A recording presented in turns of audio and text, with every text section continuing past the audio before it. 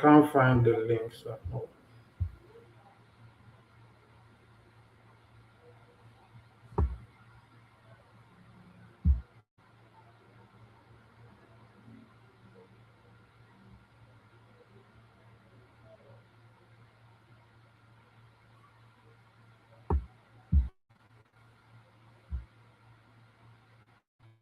Once again, good space.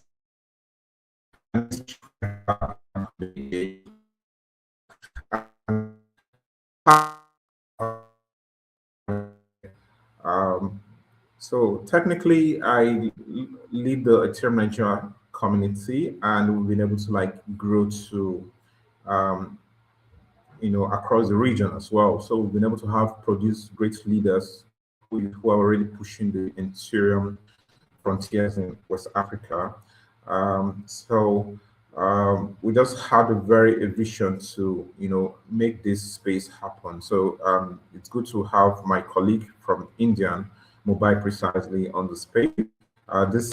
This edition was made possible with the support of the Eats Mumbai community as well, and our friends from Siban, Vaspa, Luno as well, and support from NIDA.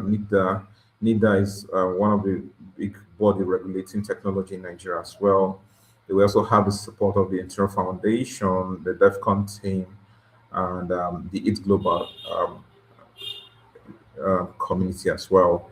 So once again, we're here to like push the Ethereum communities forward. So it's actually an historic moment. We're looking at how local meetups in Lagos or Mumbai evolved, into global alliances that push Ethereum toward mass and institutional adoption. So as you can see the team, um, focusing on highlighting the emerging economies between Africa, Nigeria, and India. So we're no longer participants, we're rather a players already. So if you're looking at the Web3 capital in South Asia, you're looking at India.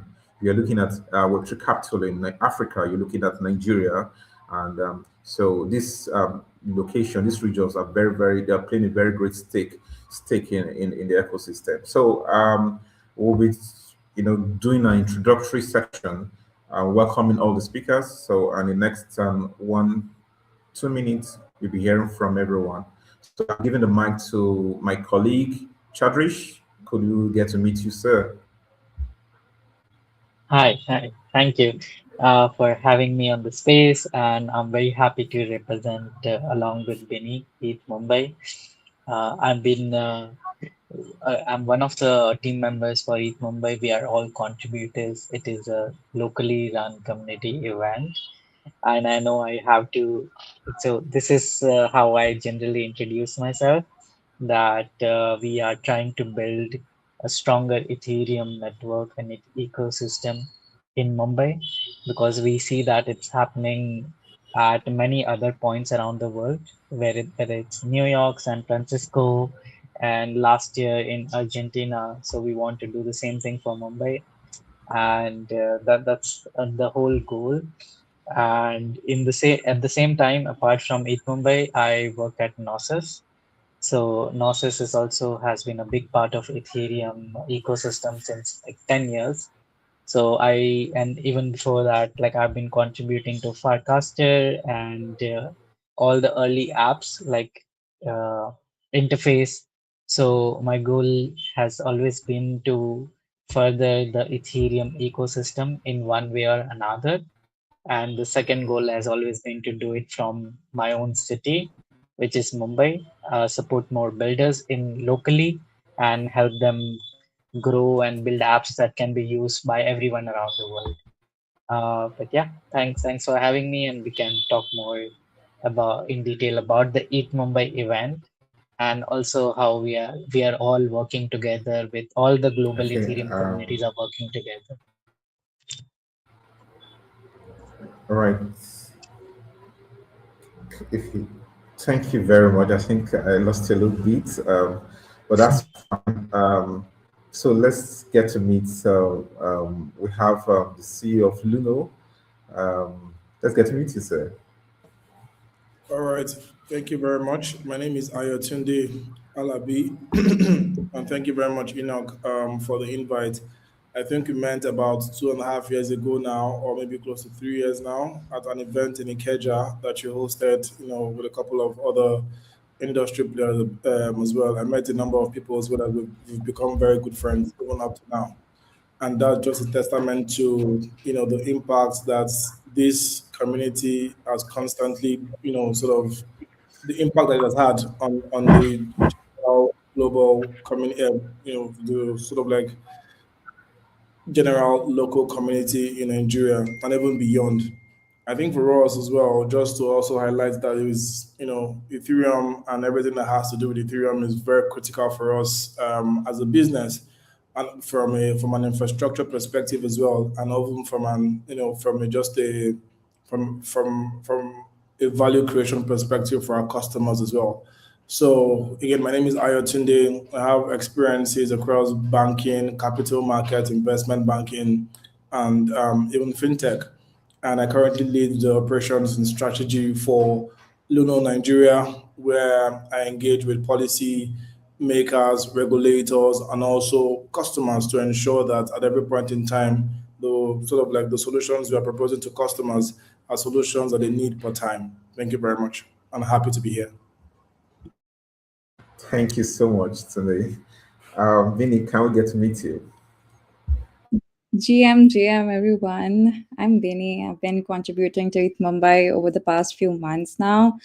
And we are a team of 15 people, with each of us handling different parts of the conference and hackathon.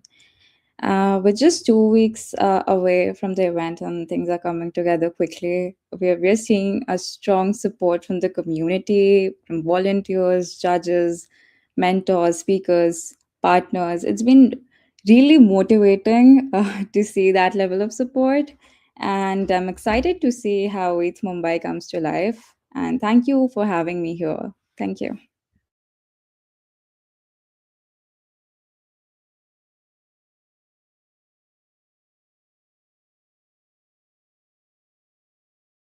Progress. So, guys, one of the excellence of this space is if your sponsor, It Mobile, is also open for sponsorship, right, Vinny? Sorry, I lost you. What were you asking? Yes. One of the sponsors, do they still have opportunity to sponsor? Chandrish, can you repeat what he's asking, because I'm not able to hear him for some reason? Yeah, yeah. Can you drop the question in the chat as well? I think the Yeah, Okay, moderator. okay, okay, there's guys. All some. right. Okay, that's fine. I'm going to drop it. So let's get to meet DeFi and let's take a follow up quickly. Well, which time? Yeah. Hello. Thank you. I'm DeFi Messiah, developer relations at Ethereum Nigeria. I have been building in Web3 since like November 2021, and I've been privileged to work across different frontiers and different intersections of Web3 in the real world. And I'm really particular, about how we can leverage blockchain Web3 to solve real world problems. And I'm glad to be here to further conversations around local meetups to global alliances. So it's a pleasure to meet everyone, and I'm glad to be here. Thank you. All right, Tete, good to meet you, DeFi. Tete, over to you. Thank you very much, Jam, everyone. My name is Etete Talk. It's great to be here. Generally, my work centers around building and growing tech talents, dev talents, basically, building Web3 solutions, contributing to projects, and generally expanding the developer communities, both locally with Ethereum Nigeria, of course, also a contributor to it Lagos. I've also had the opportunity to do that at a continental stage. I was a DevRel ambassador for Leaks for 2 years, and then we expanded the dev community in Africa with the Leaks Africa Bootcamp, and globally with Dev3 Park. So it's an honor to be here, and of course, looking forward to meaningful conversation. I see so many experiences here. I believe it's something that is a learning process for me too, to learn from it Mumbai counterparts, and then of course see how we can use some of this information to better our developer experience locally here. Thank you for having me. Okay, thank you very much. To the topic one. And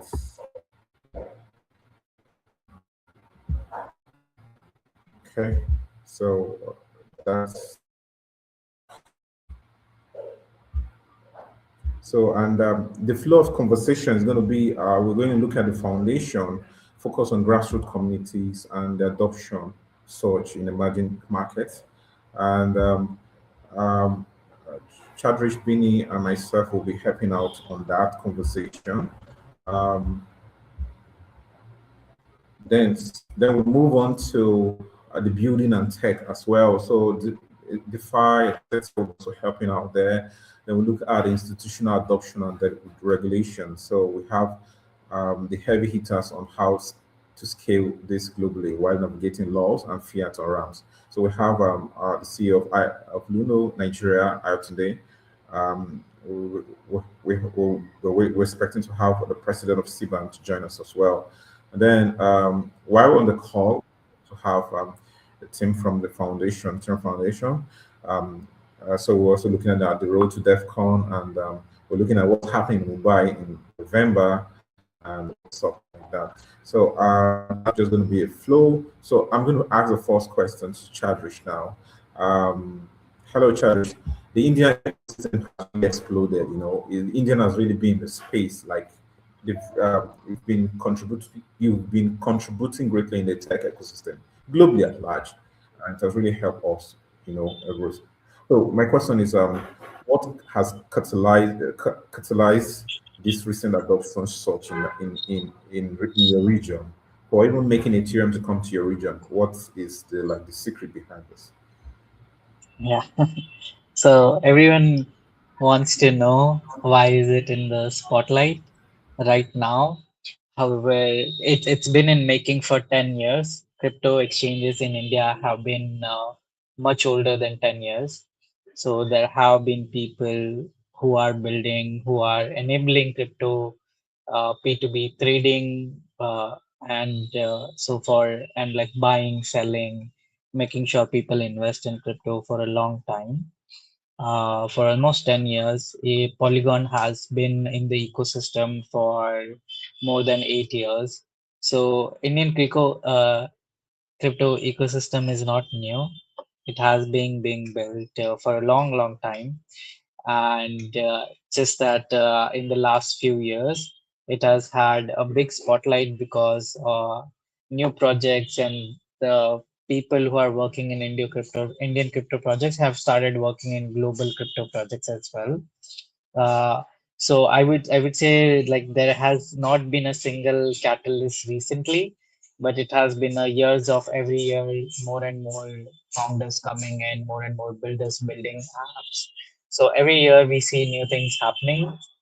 Even one of the biggest hackathons, ETH India, has been as old as around 6 years. So they have been hosting ETH India hackathons year on year for so long, so that now we are moving to a stage where Devcon is happening in India. So, like all the big things that are happening in India have been an effort of a decade long work from everyone who is building.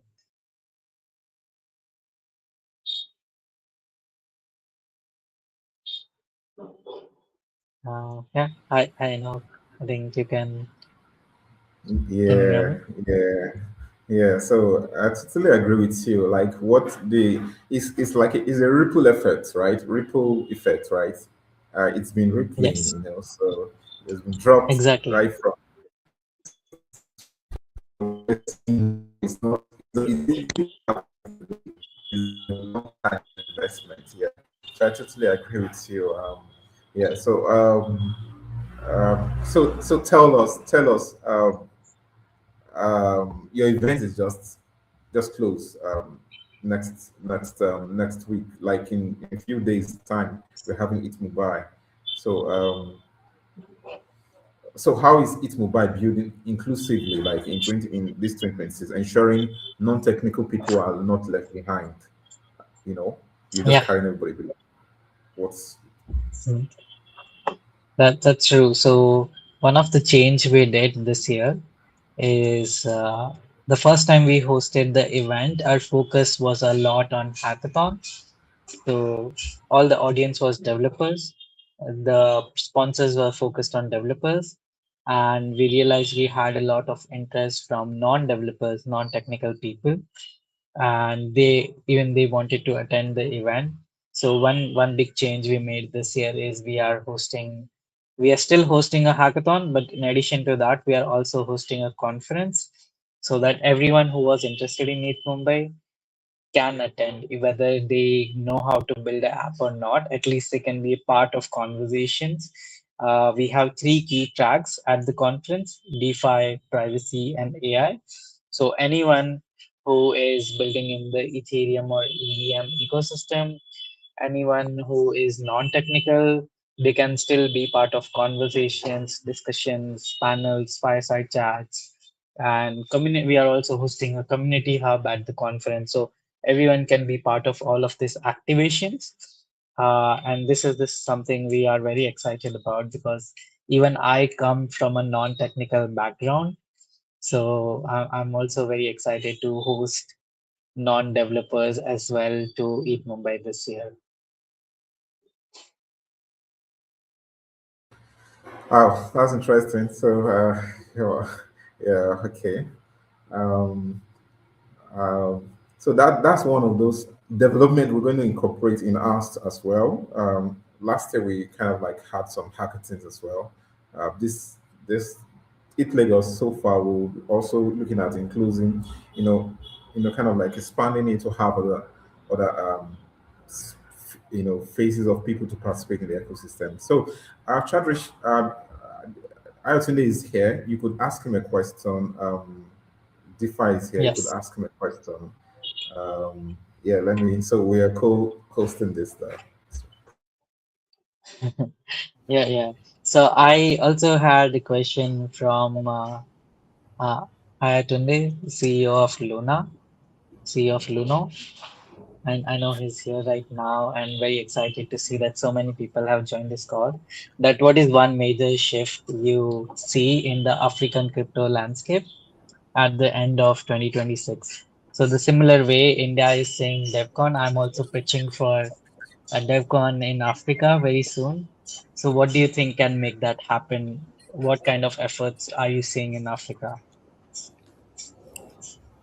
Well, I think in Africa, right, the use case for I think I need to sort of like just give a background of where the market or how the market is sort of shaping out in Africa at this point in time. And from a business standpoint, right, what we are seeing people sort of like leverage blockchain, crypto, Ethereum, for is to support the one problem or to solve for the one problem that has plagued Africa for decades, and which is remittances. You would agree with me that it is something that a lot of people have sort of been faced with. The central banks try to solve because Africa is closely knit from a geographical perspective, but then when it's time to move monies across those geographies, you start to understand how fragmented the the continent is. Can you hear me? Just confirming. Okay, yes. Yes. Yeah. So by the end of 2026, what I imagine would happen is that we would have, because again, right now we're seeing that the number of different countries and different players are sort of implementing the stablecoin whale as an infrastructure led as a remittance infrastructure to be able to solve for those cross border remittances that we're currently that is sort of like being that has been like the problems or the bane of the African market and the continent at this point. So I think that at the end of 2026, I think Africa is already ripe for a program like or an event like Devcon already. There's multiple events going on in Africa. There was one recently about stable coins in Kenya. There was one, I think, at some point in South Africa as well. There's going to be one again in December. I think sometime in June. It's called the Africa DeFi, Fest or something like that. So Africa is already ripe for a program such as this, right? Both from an industry perspective, what I see that will become mainstream in Africa by the end of 2026 is that government regulators across multiple jurisdictions that don't want to hear anything about crypto right now would start to formulate policies to support the regulation of crypto in their jurisdiction. Some governments are still very hands-offish when it comes to conversations around cryptocurrency, around obviously infrastructure that supports this asset class. But by the end of 2026, we'll see more countries formulating policies, regulating cryptocurrency, and then this infrastructure upon which all the other sort of like the other points or value points would arrive from, obviously would now become mainstream in most African countries. And just to give it just from a future for him from a more futuristic perspective, I imagine that the blockchain technology would become like the mainstream infrastructure that would solve at least that would solve finally these intra-border issues that we have when it comes to facilitating cross-border payment and also just balance of payment across Africa. And I do think that this community and Ethereum as a whole will play a big role in that. Uh, Thank you so much. I have a question too. What role do centralized exchanges play in supporting decentralized local communities? That's for me, right? Yep.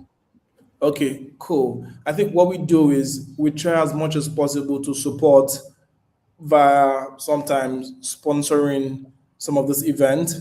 I know, and if we're not able to sponsor because we have a number of other things we are also doing from a CSR perspective, and sometimes because these events happen on the spin, we may not have it on the roadmap to sponsor financially. But what we do sometimes as well is to also add credibility by sort of like showing our presence in some of these events as well. For example, I'm here. I think 2 years ago there was an event that was held, at somewhere in Lagos as well by this same community, and I was there as well. So first and foremost, what we do essentially is to, support by presence, sometimes funding events such as this, and sometimes we also try as much as possible to sort of understand exactly whether we can establish a mutually beneficial partnership where I'm a business person. I'm trying to get access to your community so that I can sort of show and showcase my product and the value proposition I have for your communities as well. And then sometimes that will take a form of, again, sponsorship or even funding, some kind of event, or maybe just, sharing some sort of like, merch and things like that. But I think what is more important for us, right, is to acknowledge that there is a community to start with. And I think brands like Luno, for example, when you attach that to like an Ethereum community, for example, it gives credibility to this community as well. And then lastly is also education, right? There are a number of budding communities. Like, well, Luno has been in Nigeria for about 11 years right now, where we started in 2025. Sorry, 2005 rather, we started. And what we did as a first step was to go into campuses and universities to talk about cryptocurrency. And you would find that most of the founders of local exchanges in Nigeria right now did start their journey or their learning from Luno, because we took on the responsibility to gather people about and talk about this beautiful innovation called digital asset and blockchain. And I think that is and that has obviously the offshoot of that is that you have the likes of Enoch and some other sort of like old OGs in the industry also talking about different communities and what have you. So I think what we've done largely is obviously partnership, education, and also support of these communities. Thank you. Thank you. Hi, now, would you want to pick up the Yeah. next question? Okay. Okay. Thank you very much. Yeah.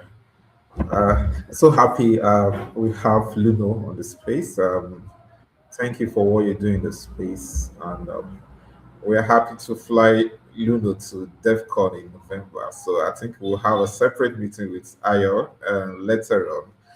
Okay, while we're speaking, we have the president of SIBAN on the line. So happy to have you, sir. I think Chadrish Bini, over to you. Um, Okay. Yeah. Meda, Can so so I think he just joined in. Okay, please, over to you. He introduced himself and then yes. questions and go for a break after that. Okay. Thank you. Hi, can you please thanks for joining. Can you please introduce yourself to all our guests?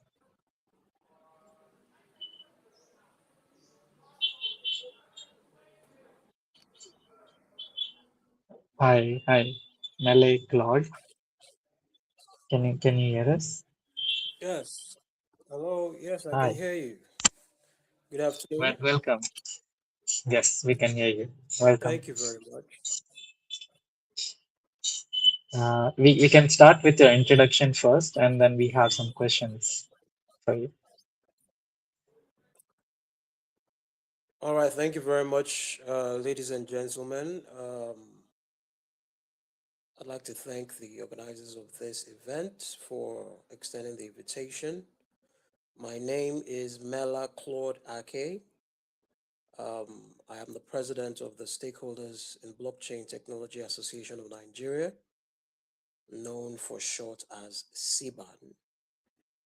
It is the most prominent umbrella body for blockchain practitioners in Nigeria. And by extension, it holds a very, very strategic role in protecting and advocating for the blockchain sector in Nigeria, in Africa, and globally. Because from the statistics, we all know that Nigeria is leading not just in the continent, but also globally, amongst other players like India, in terms of adoption of blockchain, whether it's stable coins or other aspects of blockchain. So CBAN occupies a very strategic role to continue to advocate for favorable policies that will help players in the sector to flourish and to create wealth. Thank you very much once again for having me. Great, great. Thank you for the introduction and also for mentioning Siban. I've also recently learned about it that Siban has been crucial in organizing the Nigerian blockchain space. So can you just answer like why are formal alliances so necessary for the local growth? Well, um, alliances are important in every aspect of life, whether economic, whether political, whether geopolitical, because big things are never done by individuals. Big things are usually done by a number of people, a number of entities. And while we have a lot of innovators, a lot of private sector players who are carrying out different projects, um, you still need associations and organizations like CBAN that are able to aggregate the concerns, that are able to act as a shield for the players in the sector. Um, Even in Silicon Valley, uh, as much money as Alphabet or Meta or Amazon may have in their treasury, they still have a point where they meet.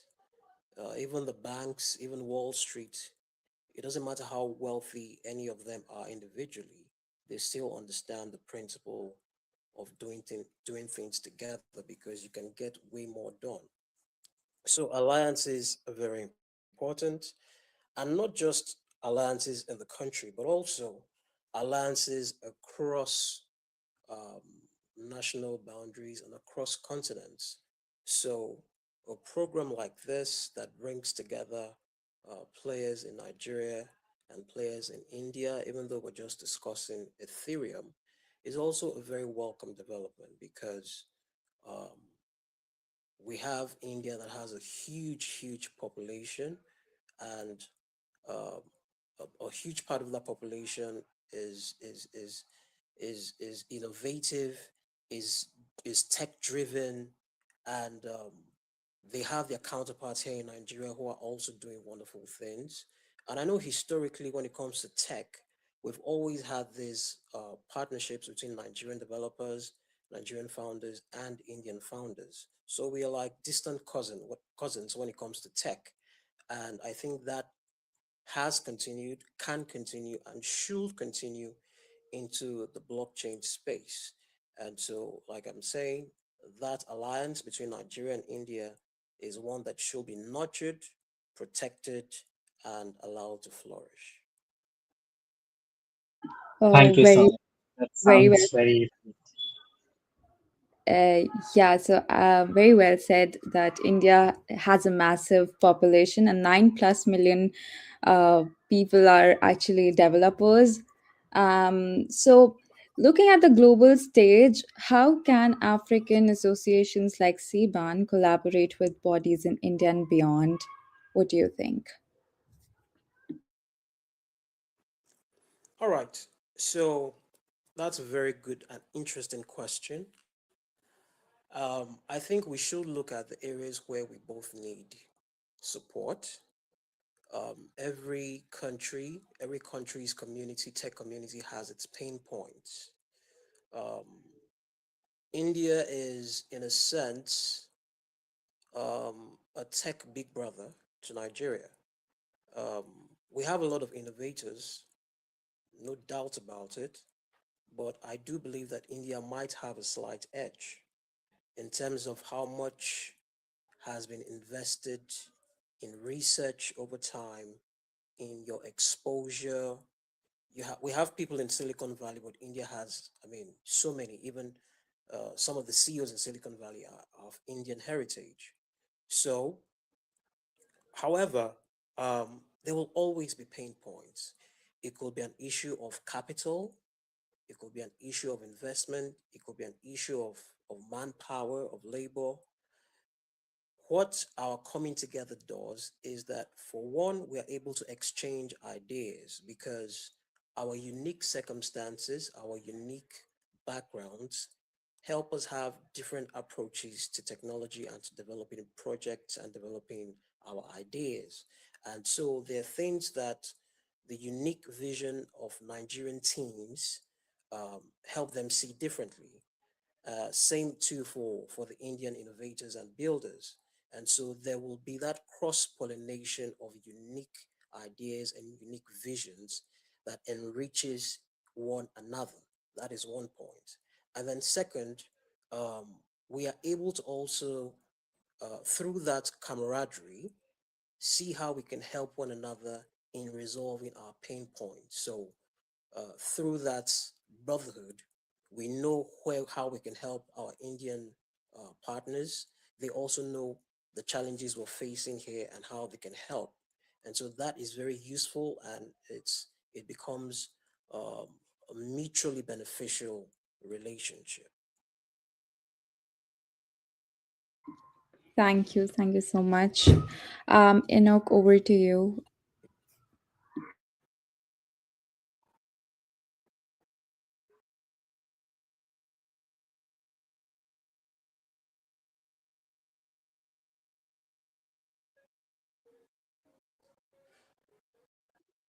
Hi, can you hear us?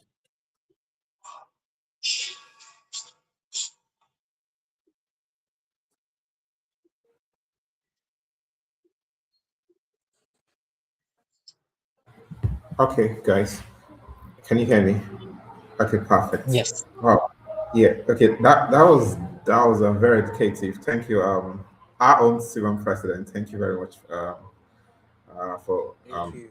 Thank you. doing very good justice. So we one of the aim of this collaboration is to see um, uh, earlier on I was having a chat with Vinny and we're looking at a handshake between the academic section, so we want to see more stuffs, research being promoted by this platform. So viewers, if you're joining us on X, on YouTube, on LinkedIn, we really appreciate you guys joining us. um, this is like a build up to Eat Mobile happening next in few weeks, in few days time in India, and then we'll take it up from there to spin up the Eat Lagos, and then some other events before we now all assemble in India in November, basically. So if you're joining us, you're like new to Ethereum. We have communities across the country, in Nigeria precisely. We have communities in Lagos, so you can reach out to us. We also want to appreciate the Ethereum Foundation for as well launching the Ethereum hub, where developers can just walk in, and that is hosted in Web3 Bridge. That's one. So we want to see more of this innovation across, this region as well. Um, if you know as well, we have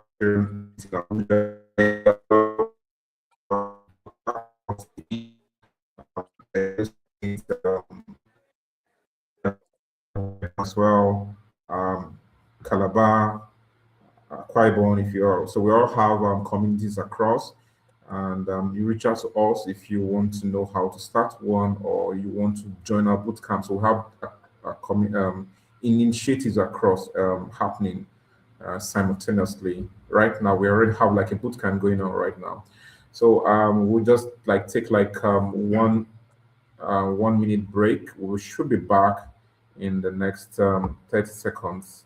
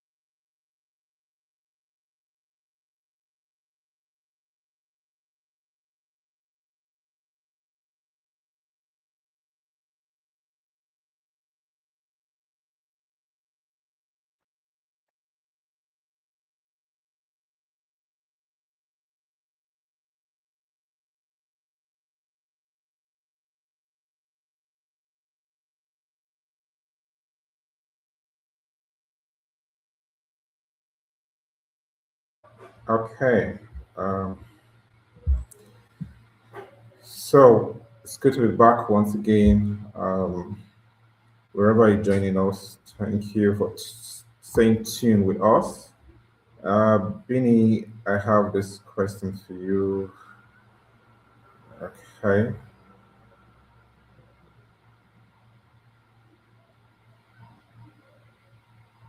So, guys, while we take up these questions,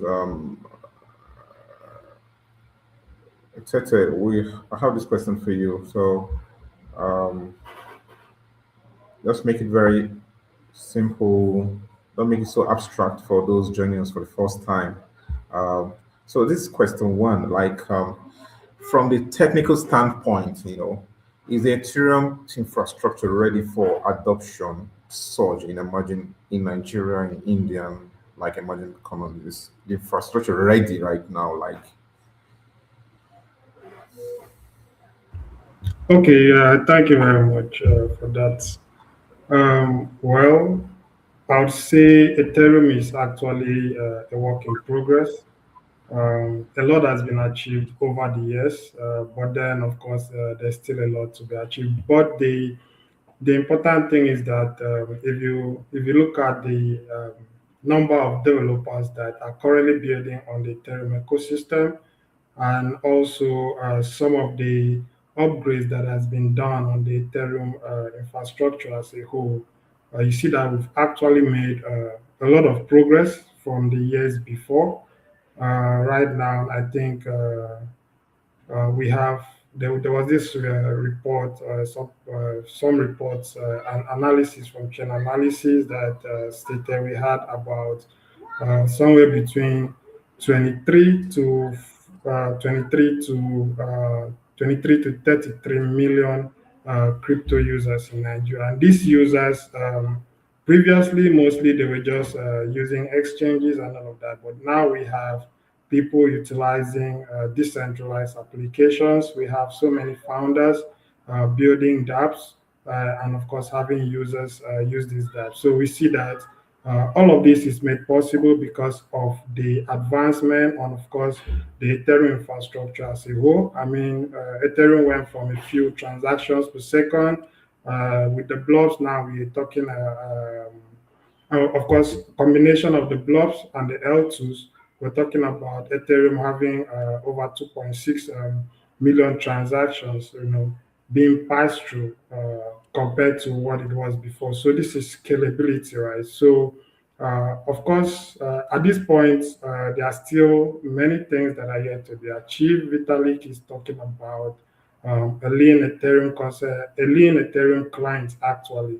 So actually an upgrade to what's already existing, talking about zero knowledge for proofs and all of that, all in the mid to basically reduce the amount of information that validators would need to actually validate a single transaction, right?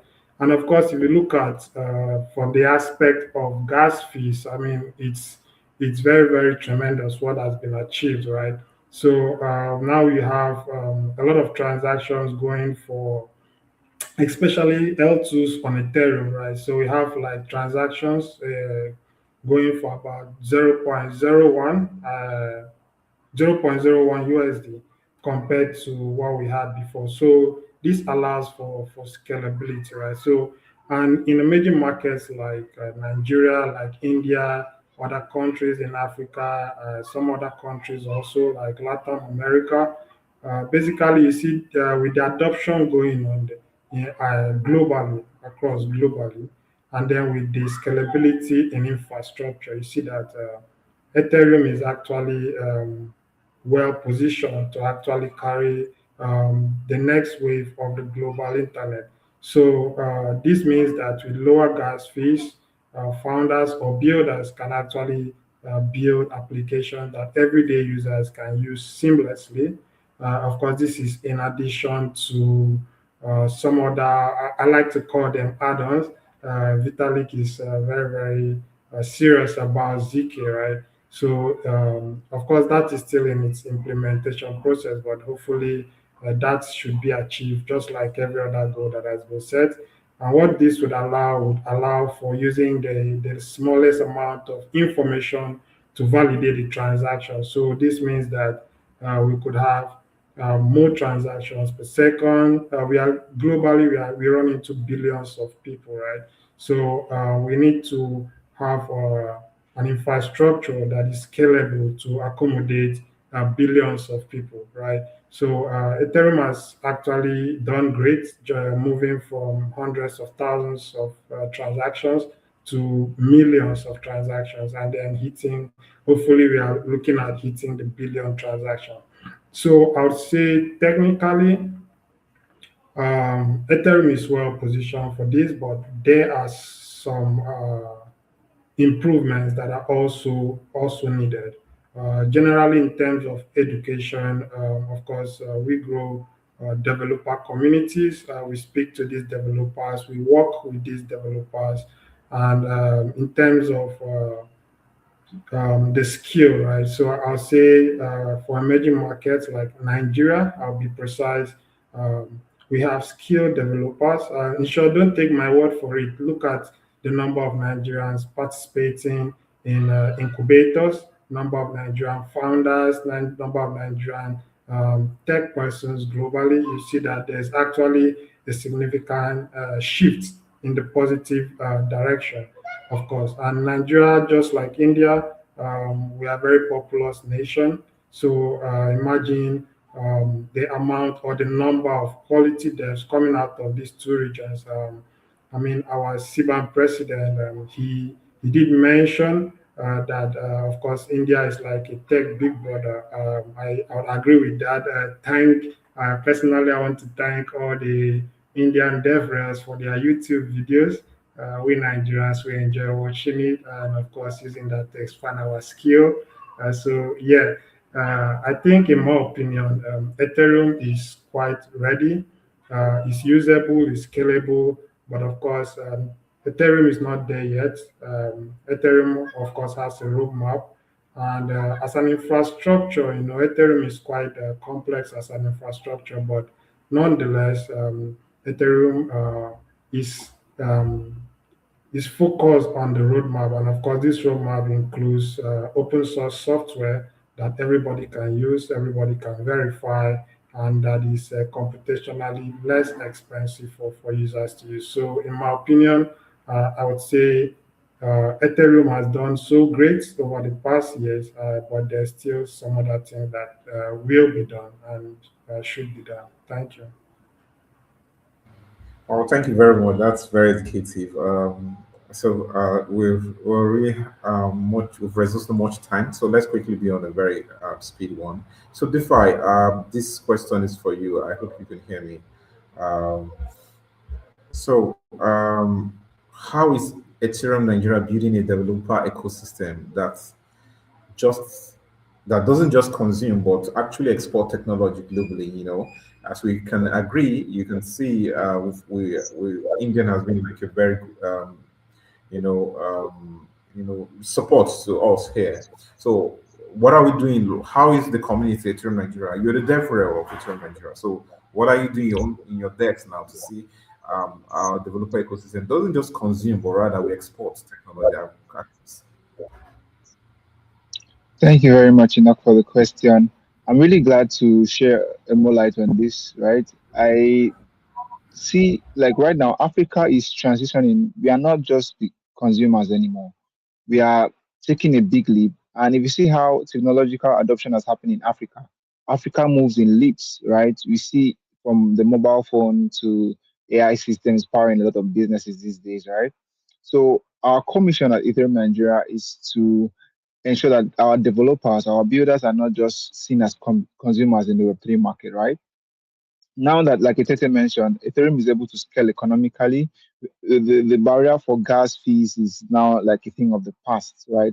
So we are moving our developer pipeline from being just builders to contributing to Ethereum. So the Ethereum um, has the Ethereum ecosystem has evolved significantly, and we are creating workshops, we are creating programs, we are creating avenues for developers to not just build, but also contribute to scaling the infinite garden, as you say. So we recently even had a partnership with Apna Coding to see how we have collaborative efforts across borders to have workshop, hackathons, and programs for these builders. And we are creating an incubation program that would allow developers to, measure their progress. A lot of developers are stuck in tutorial hell, and we know that the Nigerian devs are very passionate. They are very, industrious and resourceful. So we believe in giving developers, creating the right environment for these developers to scale their ideas, to bring their ideas, to validate these ideas, and more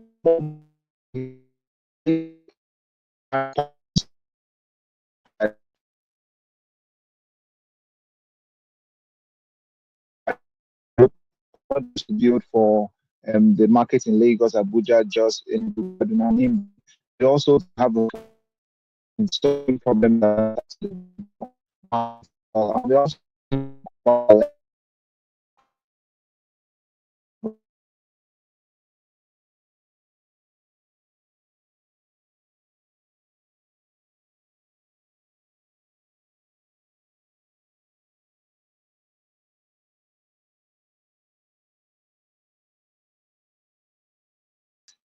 the scope of Yeah, our focus, and stakeholder.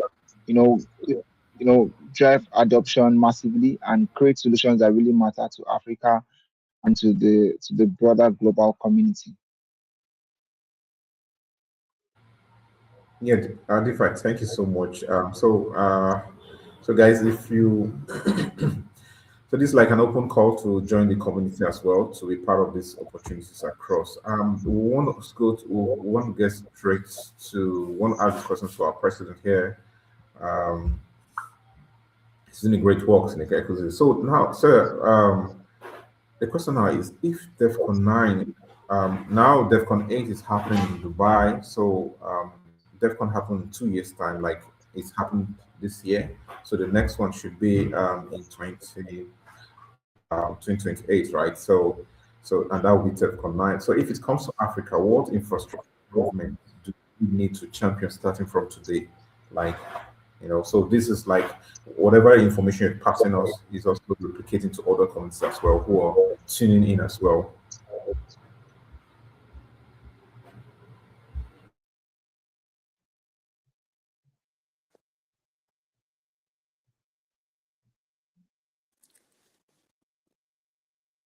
Was that question directed to me? Just to be clear. Yeah, yes. It's directed to you, sir. Okay. Okay. So in terms of infrastructure, are you talking of infrastructure generally or tech infrastructure? Just to be sure.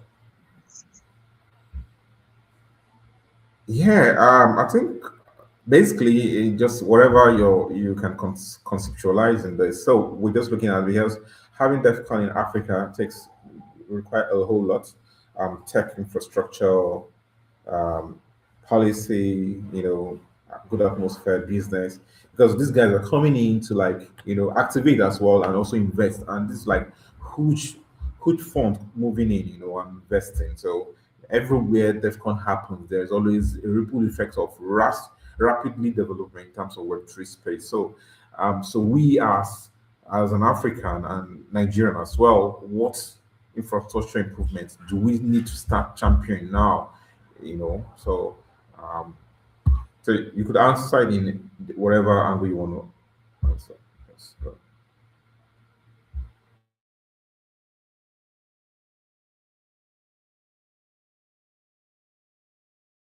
Okay, I think that network is quite okay. While we wait for him to join us, guys, thank you, viewers, for tuning in as well. This is um, a build up to It Mumbai happening next month. And if you are in Lagos, join our community, join our platforms, and just you want to be a builder, you want to be whatever you want to aspire in the ecosystem, reach out to us, and then we should be able to like extend some guide and yeah, some support. Okay, so while we get our presidents, the stakeholders in blockchain back on the stage, I will asking this other question here. Um, just a minute, sir.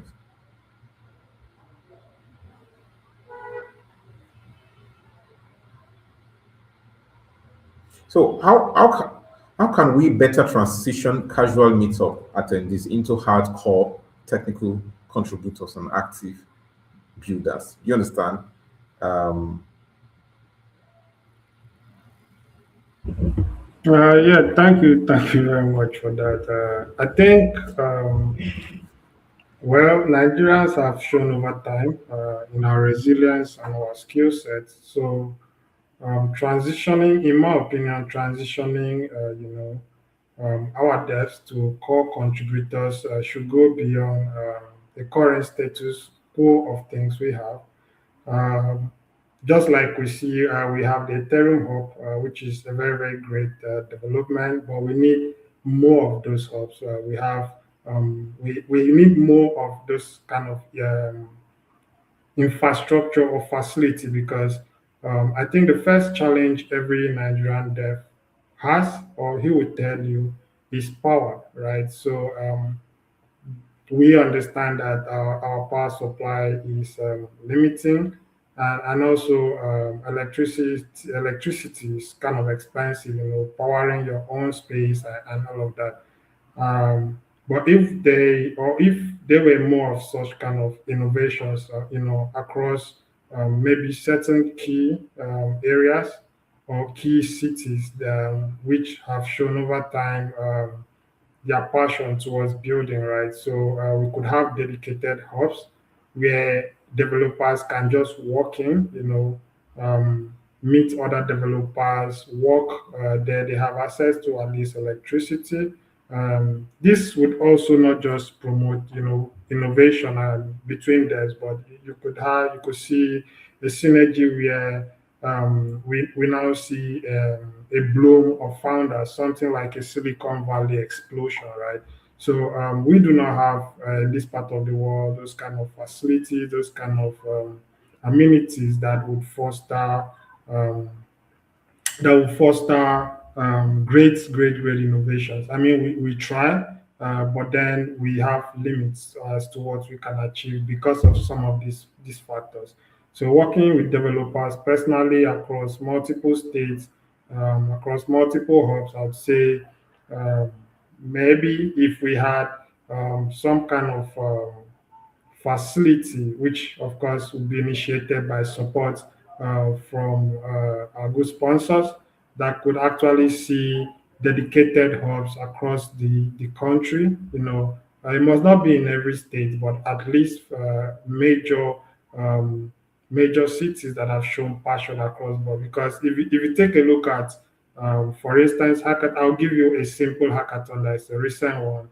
There is a Gemini hackathon going on in DevPost, and then they have about 1,130 something participants, and you discover that Nigerians make up like one third of those numbers. So you see that there's always that constant drive by our Nigerian builders to try to create something more, but we have limiting factors. So, in my opinion, I think the Ethereum Hub is a very welcome initiative. I would like to see more. Um, Even if it's not just Ethereum, there are so many protocols in the country. So we would like to see some form of support for devs. I call it dev support, right? So developer experience that would actually foster in-person devs coming together consistently to work on projects or to build something amazing. And then, of course, this would have an explosive effect because there's no limit as to what a combination of these devs will not be able to achieve. Yeah. Thank you.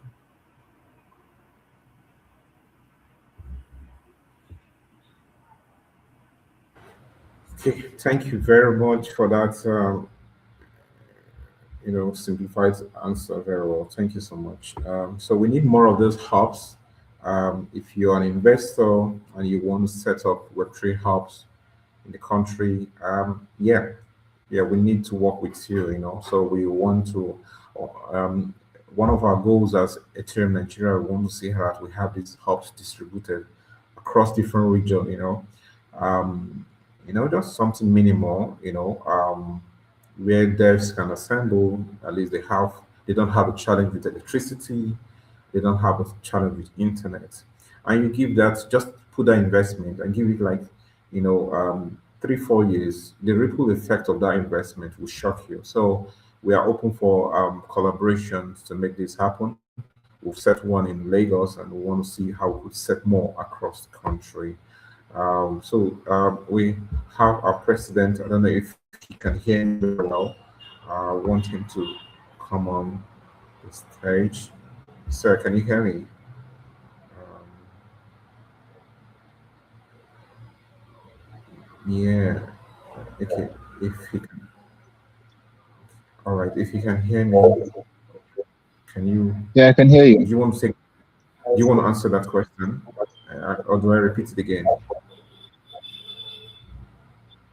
Please, could you repeat the question?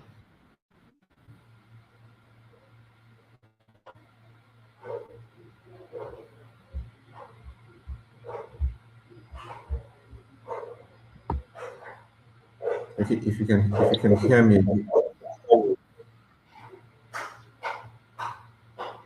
you can hear me, I repeat again. I said, if Devcon comes to Africa, what infrastructure improvement do we need to champion starting from today?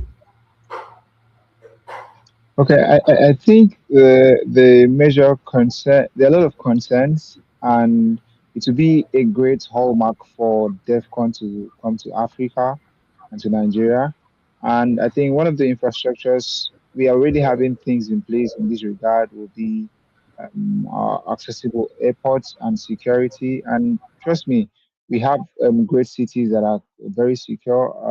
We have great hospitality, and I think, in my personal opinion, this is my personal bias. I think Africa is ready to host DEFCON, and we have strong collaborations with government and other institutional partners to facilitate the process of ensuring that all the guests at DEFCON have the best experience. So I think we have a lot of infrastructure to allow us to host the grand event. And indeed, it will be a grand rising for Africa to have DevCon come home. Thank you.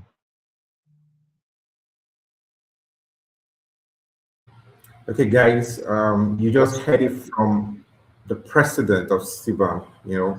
So Africa is ready to host DEFCON, and Nigeria is ready to host DEFCON. And that, trust me, whatever the president says, it goes with backing. And these are folks in the ecosystem that knows who's and who's in the country. So I think to the Ethereum Foundation definitely will amplify this to the table, to the authorities.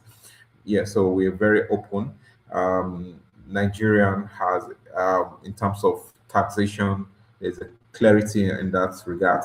In terms of regulations, compliance, yeah, it's been cleared now. So it's, and crypto blockchain is legally, and it's great adoptions. And if you're looking at the Web3 capital in Africa, you're looking at it right here in Nigeria. And if you're looking at liquidity, you're looking at the funding, you're right here in Nigeria. So it's going to be like a very good win if you're activating in Africa and you're activating Nigeria. You want to start up your business and you want to start getting the ripple effect of progress as well. So I think it will be a very great, wise one to come over here. Except you want to go for an holiday in Africa, maybe you take it somewhere or some other places. Um, so thank you, sir. I think I'm going to ask this other question to you. Just hold on.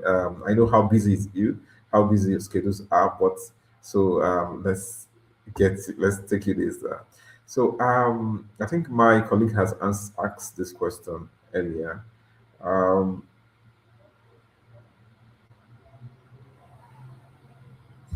yeah. So how does you know ensure how does CBAN ensure that building in 2026 remain inclusive across all states and demographic in Nigeria? And the second question is, we already have like a bad players in the ecosystem. Then how do we ensure that the ecosystem scales, local builders are being protected from bad actors? So that's like two questions in one. And I'll give you a break.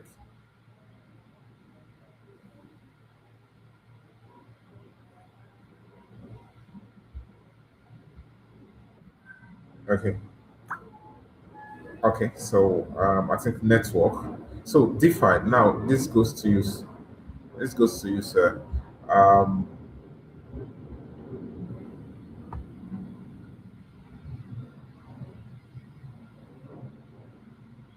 so being a DevRel for it's through Nigeria, I can see a lot of activation has been happening within Ethereum Nigeria. Like just signed up a partnership with Apna Coding. You're already doing something. You just finished something with Cell right now, and you want to do something with Cell again, and you're doing something with Protocol Labs. You know, tell me what's the secret? How are you making this happening? How tell what's happening? I think the True Nigeria community is a community you need to watch, watch into in this 2026. Yeah, thank you, Enoch. I strongly agree with you. Ethereum Nigeria, you should look. Everyone should look out for that, for what's coming from the community. So I would say it stems from a great passion to see solutions that we once dreamt of being possible. The team derived great pleasure in having builders, who were once beginners contributes to the greater scope or the greater vision of the Infinite Garden. We strongly believe that the Infinite Garden is for everyone, and we share in the vision of the Ethereum Foundation to see that we scale the Infinite Garden and bring it and provide solutions every day. What that means for us is building, ensuring that Ethereum everyone where they are. So, in as much as Ethereum is for everyone, even Vitalik iterated that Ethereum should meet everyone where they are, whether they are farmers, they are supply chain managers, whether they are people in the healthcare or in transportation, or in finance, in banking, name it. We really have a strong drive to build things for the real world and empower our builders to contribute to the garden by solving real life problems. So, in the course of problem solving and empowering our builders to solve problems, we have been blessed to partner and work with very incredible people in the space who share the same vision with us. So I would gladly say expect the community should expect more collaborations and more partnerships, and we really want to include everyone in our plans. We also have plans coming up for creators, for people who are creatives, who are writers, who are designers, who are called to the artistic side. They are very much included in the scope of the Infinite Garden. And this year has begun with such great energy and momentum. And we are part of global Ethereum community, global platforms, and as well, we are will soon be on partnerships with institutions in Nigeria and outside Nigeria as well. We believe that institution adoption is not just for the next billion is not just the people, the users, right, the consumers, but the institutions as well. I've been following the Enterprise on Chain by James Snapcrackle, and I see institutions coming into Ethereum in droves. And you see that because the Infinite Garden, Ethereum has built the right infrastructure that allows us to go from just being spectators to be active contributors. And at Ethereum Nigeria, we are ensuring that we have all our people to come join us and South Africa and inside Africa. So the Infinite Garden offers for us. So it's going to be a great journey indeed. And we are glad to do this with all of our amazing partners and friends all around the world. And like I said earlier, we have a great passion to solve real problems that matter in this day and time. And that drives us every day. And that is the major driving force behind the collaborations you're seeing on the TL. And a lot more is coming with institutions and other, I don't want to spill just yet, but trust me, there's a lot coming on the way. And we hope to do more and to drive real use cases, onboard more builders, get these builders to contribute to the Ethereum protocol, not just only building on Ethereum, but contributing to the protocol, like the recent Ethereum protocol study that started. We have a couple of builders in the community who are neck deep, diving in and then, exploring. And we hope to do significantly more. It's going to be a great year. And we hope to, scale the Infinite Garden on our own parts. Thank you. Thank you so much. So guys, we've heard from a lot of just for you like to take these opportunities. And if there's any community you should be watching, looking forth, you're looking at the Ethereum Nigeria community. And we have a lot of communities across. Communities Enugu is doing great, well. The guys in Akwa Ibom is doing great. Ethereum Akwa Ibom is doing great, well. Anambra as well. Abuja as well. Osun State, Ilorin as well. Ekiti, Lagos as well. So we can't wait to host you guys. Last year we had the Ethereum Nigeria annual conference in Lagos. So this time around we're taking it outside Lagos. So if you want us to come to your city, please reach out to us. And then as well, but before then we'll be having the Eat Lagos event. So that's like a summit and a hackathon as well. So we hope to like bring a lot of we're targeting to have like about $50,000, right?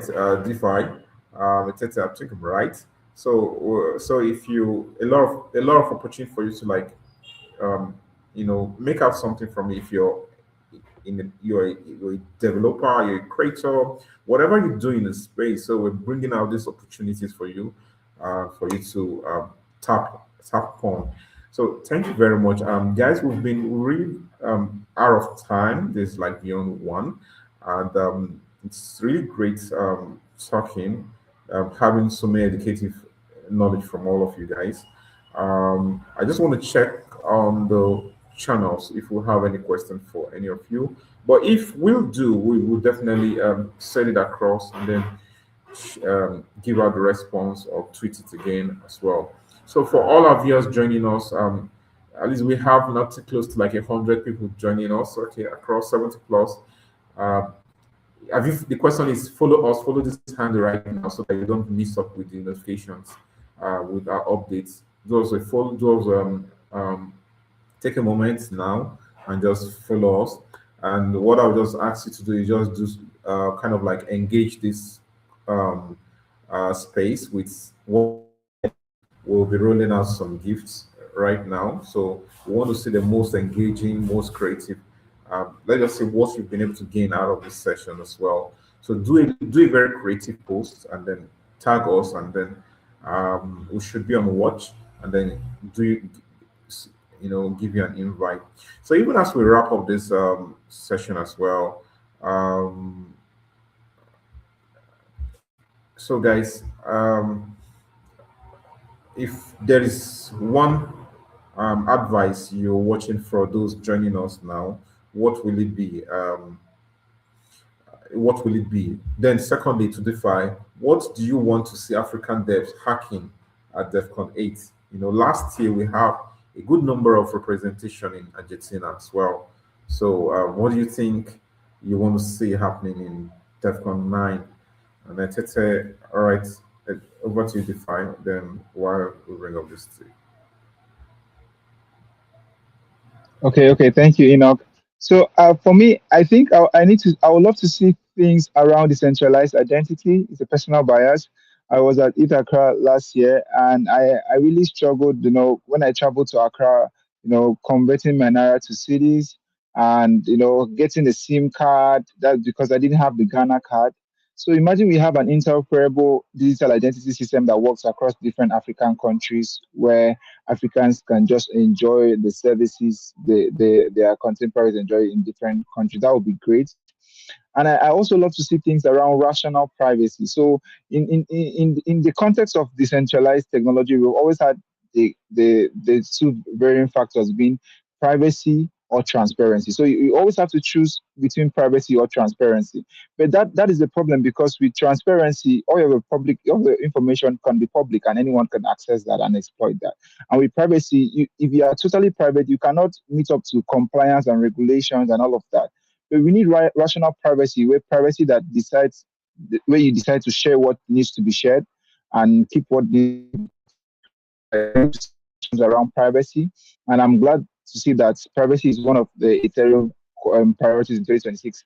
And I also love to see there are a lot of things as well, but I'll try to keep it brief. I also love to see builders build things that are focused on, or spotlight the Ethereum priorities in 2026, and solutions that allow everyday people to enjoy DeFi without having to know that it's DeFi. So imagine like a woman in the market could claim her healthcare insurance that on a platform that is built on Ethereum without having to manage a wallet ever, right?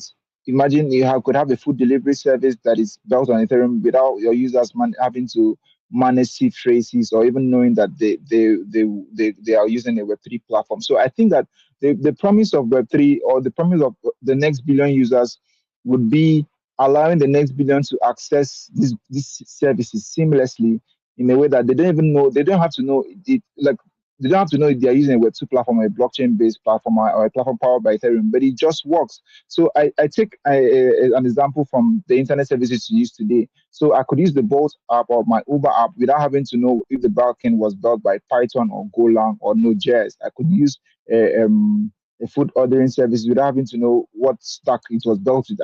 I just know that I need a service. There's an app that allows me to access that service, and it just works. So we need solutions, decentralized solutions that just work across border without people having to feel the friction of using a Web2 or Web3 platform. We need to close that divide. And I'm glad that the recent upgrades to Ethereum are allowing us to facilitate that kind of innovation. And I'm really encouraging builders to explore how we can solve real life problems and build solutions that really matter. And also, I also want to see people build around AI agents. AI agents are a big deal. We just concluded the hackathon with Cello where we built agents for the real world. So AI agents that power solutions in the real world, in education, in finance, in blockchain, in healthcare, in transportation, in supply chain management. We also know that NIDA has a strategic implementation roadmap for blockchain. I want to see builders take up this roadmap, build solutions that matter, and contribute to the infinite garden wherever they find themselves. Yeah, so I'm really bullish on African builders and builders, who are going to ship for Devcon 8 and Devcon 9. And I hope accelerate us towards the next billion users. Thank you.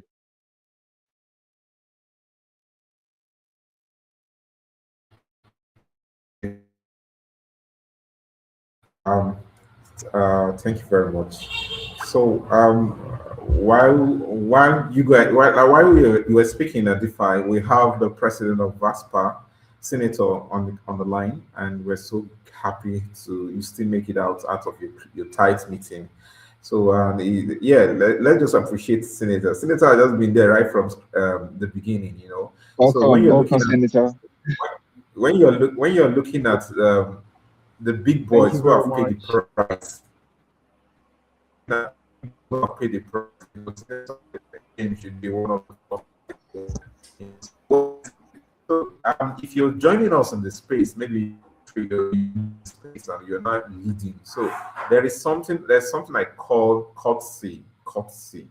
Whatever you're doing, there are players who have spent their own dime, their own money, their own time, their own life to make sure that what we're enjoying today, we're enjoying it.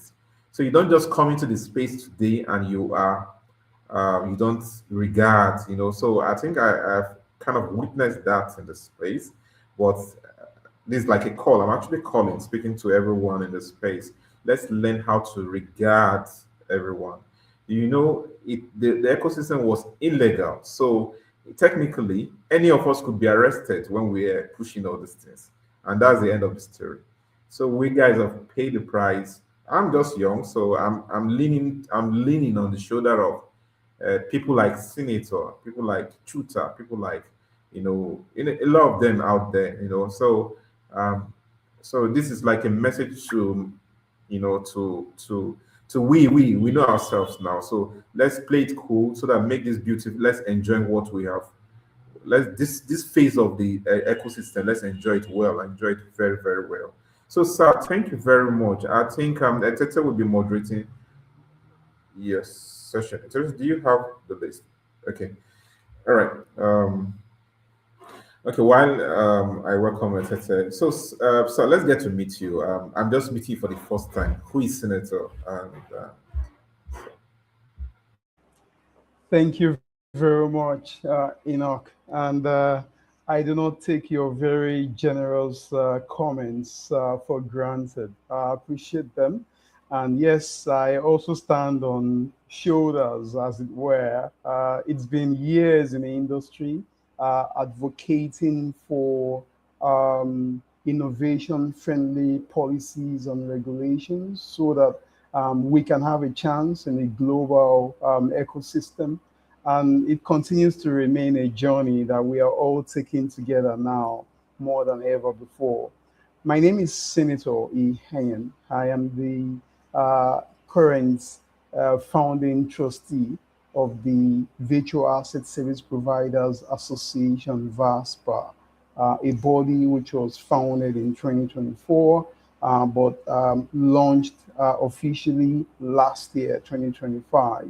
I have served in the last 1 year as the executive chair of VASPA, but I am handing over this February to go sit back as the founding trustee and provide all the support that I can and allow a new Pan-African executive run VASPA across the continent. VASPA is a continental body. It's not just for Nigeria. And so I continue to work across countries from Kenya, South Africa, and Ghana, just to make sure that it is not just a Nigerian affair. We need to have an ecosystem where rather than having fragmentations, we can have more collaborations happening at the continental level. And that really gives a whole lot of value to innovators. And of course, an ecosystem like Ethereum itself can then be able to leverage that kind of continental approach to deal with issues around mainstream adoption. I also sit as the lead partner of Infusion Lawyers, where I earn my living as a lawyer or a legal consultant. Thank you very much.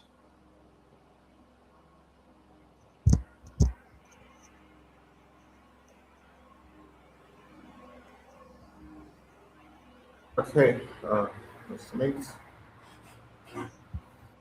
Right, thank you very much. I'm gonna start with um, yeah, right, 26 now. How has regulatory landscape in Nigeria evolved to accommodate the 2026 adoption surge? All right, thank you very much. It's been an evolution in the country over the years. It's been years of trying to evolve from total ban back in 2021 to restrictive regulations from 2023 till dates. We all know what happened in 2024 was basically a blackout in the country as far as crackdowns by regulators and law enforcement agencies were concerned. And right now, we are seeing more formalization going on thanks to all of the work going on at the background as well. Today, we see that with a lot of the adoption happening in 2026, you can see all of the policy and regulatory frameworks also catching up. We have, for those who have use cases around securities and investments in the space, you have the Investment and Securities Act 2025 in a place like Nigeria to ensure that there is now a legal framework backing up anything that you do in that securities and investment space. For those who are more in the banking space, you don't touch securities and investments, but you do more around, say, remittances. You do more around areas more into, I would say, cross-border finance trade. You will come under the regulatory purview of central banks or reserve banks. In Nigeria's case, the CBN. We know now that there is a new proposed virtual assets regulatory council or virtual assets regulatory authority being set up by the CBN in Nigeria and the Nigerian Revenue Services, NRS, that's the tax body in the country, just to ensure that non-security use cases or non-investment use cases of virtual assets will now be better regulated outside of the capital markets, because as you know, the capital market it's a very complex place. If you understand what I mean, there are securities laws that you must comply with. There are higher compliance burdens, and so if you play in a remittance space, if you play in cross-border transactions, you enable local payments, you will not need to now go get to meet the very high requirements of the capital markets since you're not a security. So in that way, you see that um, Nigeria is shaping up quite well. We expect that in the next few months, that's regulatory friction that we have been experiencing over the years will be minimized or avoided completely in a way that innovators will have more confidence to work in the space. And this is just not just a Nigerian thing as well. We can see what's going on in Ghana. Ghana has got the Virtual Assets Service Act, which has been signed into law by the president this year, last month, to ensure that Ghana is also catching up. We already know that Kenya already made that move since last year. They also have their Virtual Asset Service Providers Act, just to ensure that players are all able to also do what they need to do across board. South Africa already let most African countries behind in this regard.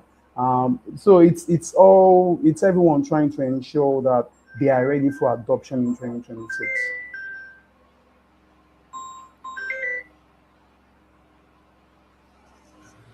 Thank you very Wow, much. thank you very much, Senator. So that's now take me to this other question. As DEFCON 8 approaches in Mumbai coming November, um, do you think global conferences of this scale help to legitimize the industry in the eyes of regulators? Oh, certainly. As a matter of fact, I'm one of those who believe that there is no such thing as a globe or global, or when you say global village, the reason why we have a global village in the first place is because there are villages in the local areas.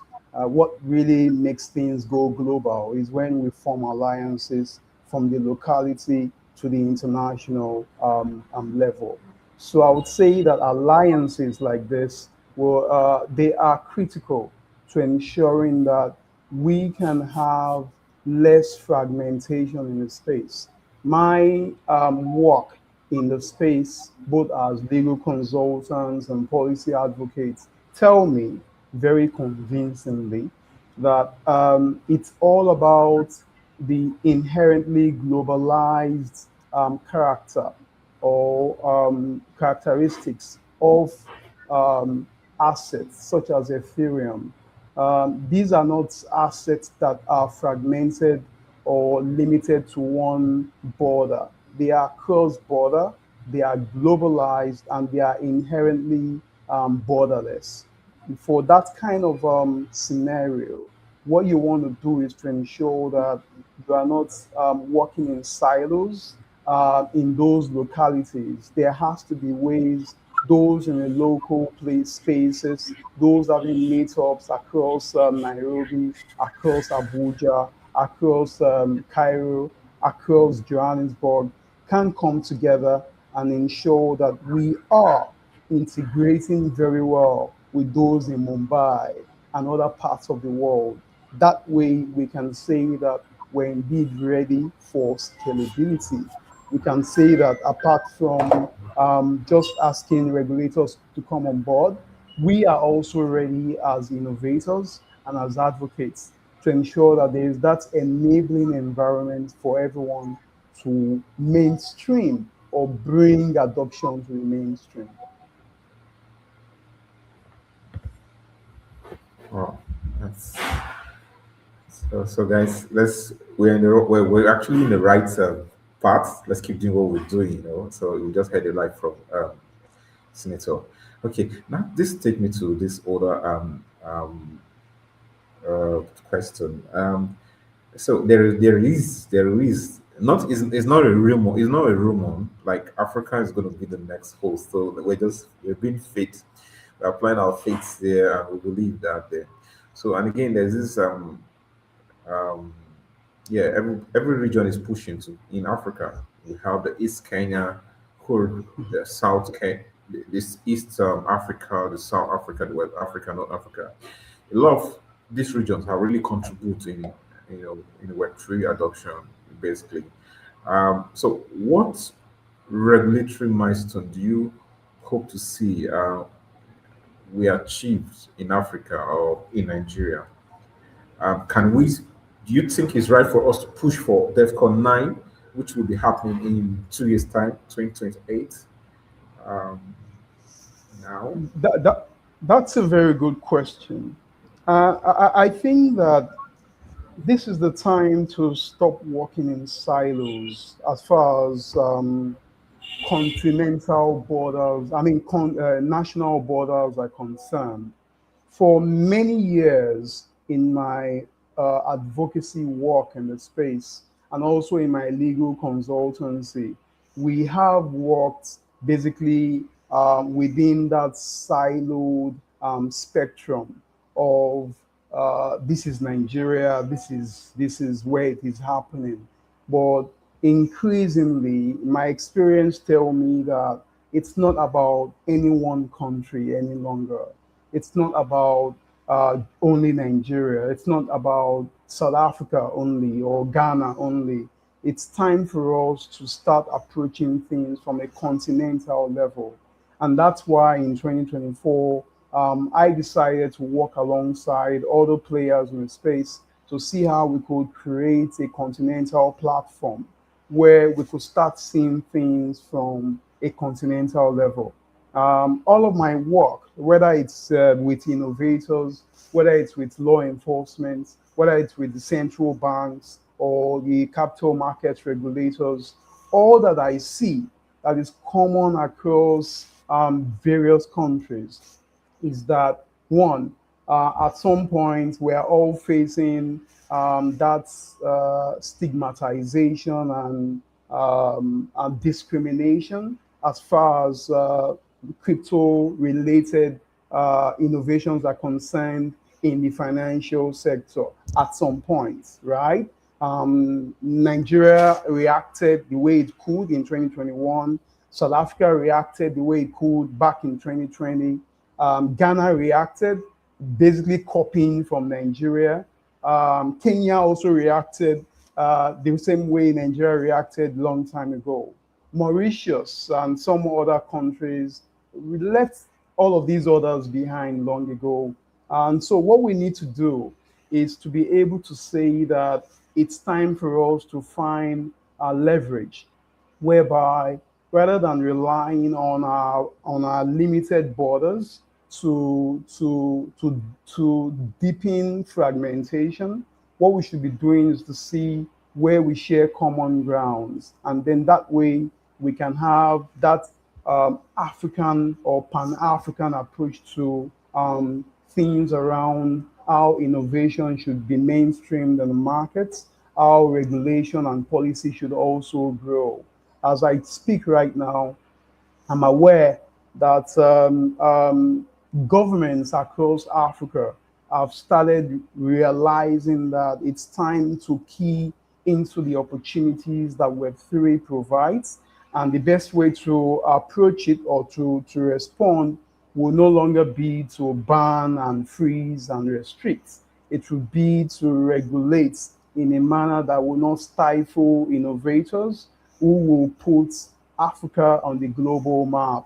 And so different countries are currently trying to fix the gaps that they are back in the early 2020s to ensure that they can globally compete. Today, you talk about South Africa having licensed over 300 virtual asset service providers in the last 1 or 2 years.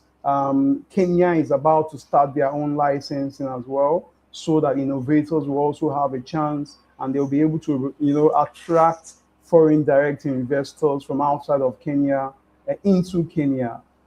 Ghana, which came a bit late to the party, is already trying to overtake a country like Nigeria by going straight forward to have their own virtual assets, legislative framework set. Nigeria is the only country currently amongst the big four, as I call them, that is trying to approach the space from a point of view of let's have the regulators collaborate first and see where things go. Nigeria is not looking at introducing any legislative framework anytime soon. Maybe after the general elections pass in Nigeria, that will change. We all know that to pass any law in the country or any country at all, it takes a lot of time and energy. So I think right now it is only right for us to see why Nigeria would want to, at this point, leverage maybe strategic collaborations across those regulatory corridors and see where that will take innovators. And for Devcon, I think it's most suitable and most timely to have a Devcon happen anytime soon, so that, as I said, we would begin to have a continental approach towards policy, towards innovation, towards regulations across Africa. And that will give foreign direct investors, that will give players coming outside of Africa more value to even be able to go mainstream and be able to compete in a place that we are trying to ensure will be a level playing ground for everyone. While we want to protect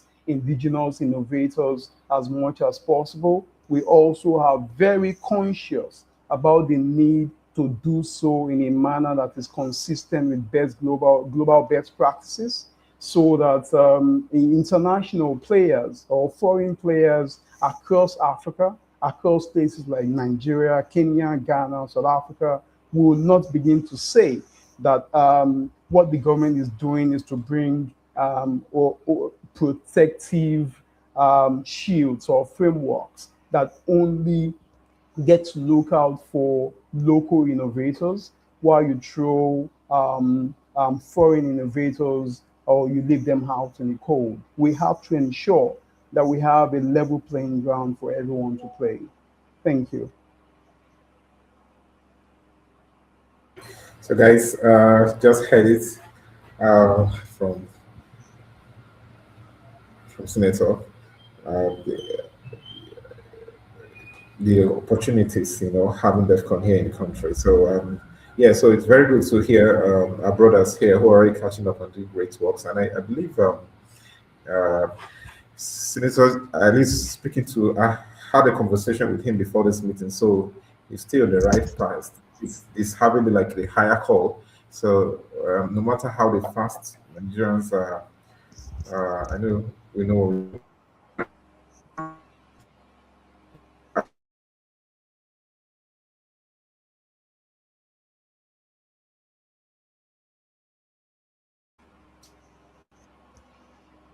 Joining us for the first time, yeah, you want to know about us?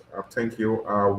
We're having close to like 100 people on the call. Yeah, 99. Yeah, let's just give some applause. That's who's just joining us, guys. A big one. We're not taking it for granted. I think there's been some chat here. Okay. Oh, I'm not missing out. Have some questions here. Okay.